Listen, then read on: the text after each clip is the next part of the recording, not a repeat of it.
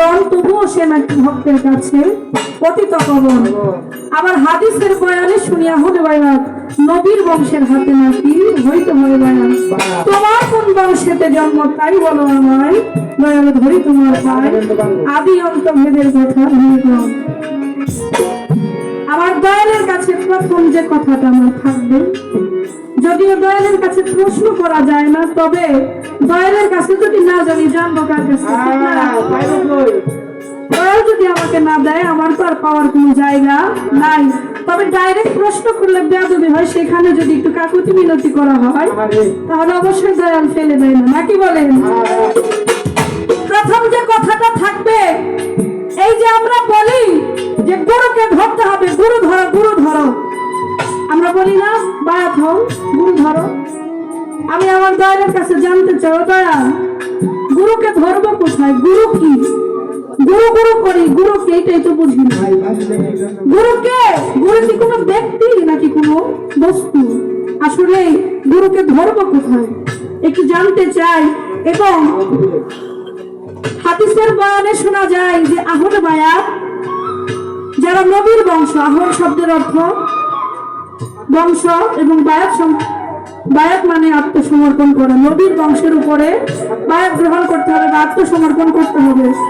কিন্তু আমরা সকলেই জানি আমাদের বাংলাদেশে কিন্তু কোনো নবী রাসূল আসে না। আসছে কি? আসে নাই। তাহলে অনেক জায়গায় গেলে, অনেক দরবারে গেলে, অনেক জায়গায় বন্ধু বান্ধবের আড্ডা পড়লে জিজ্ঞেস করে, তুই যে মুড়ি দইছ, কোন জায়গায় মুড়ি দইছ, তোর গুরুর নাম কি? তোর গুরু কোন বংশের? সে কি কোন মুসি বংশের, না সামার বংশের, নাকি সৈয়দ বংশের? জিগায় না? আমি দয়ালকে জানতে চাই, যেহেতু নবীর বংশ, নবীর বংশধর বা নবী রাসূল কেউ এখানে আসে নাই বাংলাদেশে, তাহলে আপনার বংশ পরিচয়টা কি সেটা আমাদের সবার জানা দরকার আছে। তাই সেখান থেকে এই কিছু কথা রেখে গেলাম এবং গানের ভাষায় সাধক কি বলেছে। ও দয়াল গো,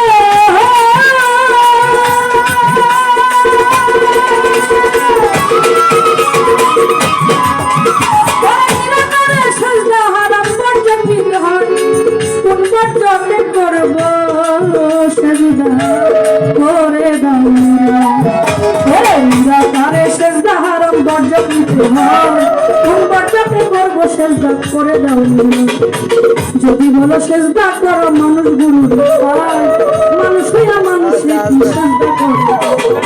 যদি বলো সেজদা করো মানুষ গুরুর পায়, মানুষ হইয়া মানুষের কি সেজদা করো?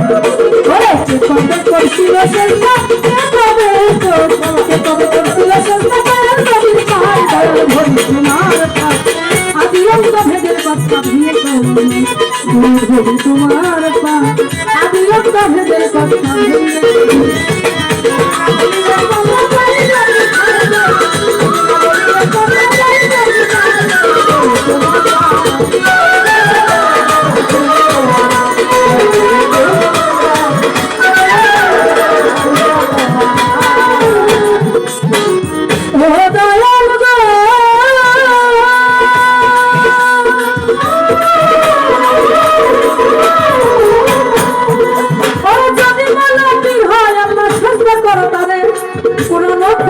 দেখলাম ইখলাসের।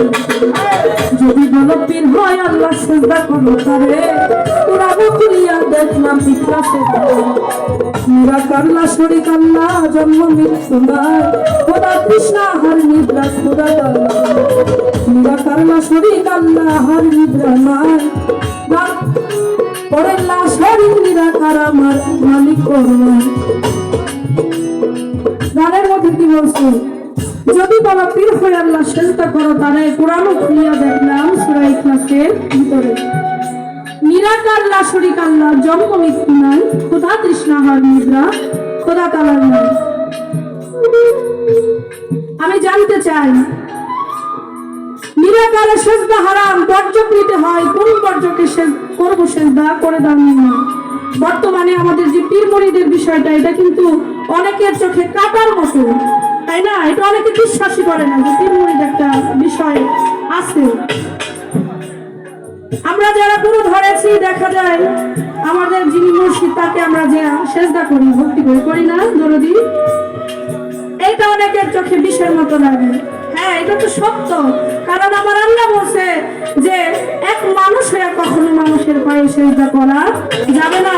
যে মানুষের পায়ে সেজদা করবে সে বিনা হিসেবে দুজখী হয়ে যাবে। এটা শিরক, এটা করা ঠিক না। যদি ঠিক নাই হয়ে থাকে তাহলে এই যে আমরা যারা পীর মুরিদ আছি, ভক্ত গুরুকে সেজদা করে বা ভক্তি করে, এর দলিল কি, এর হাকিকতটা আসলে কি একটু জানতে চাই। এই বিষয়টা আমার দয়ালের কাছে আমাদেরকে খুলাসা করে বলবেন। তাই গানের মধ্যে সাধক কি বলেছে,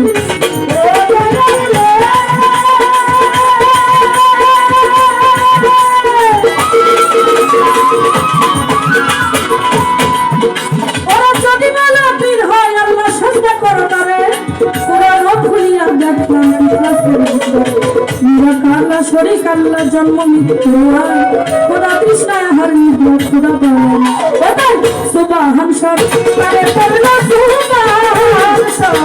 সুবহান সরকারে পড়লো তুলা প্রধান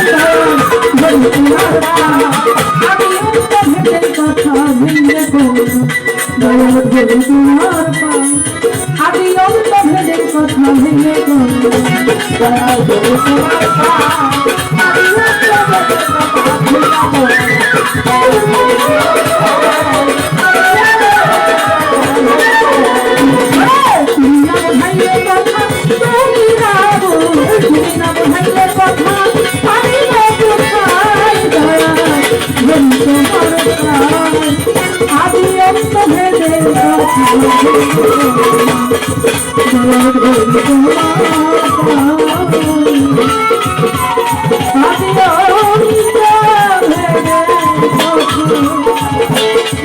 Yeah.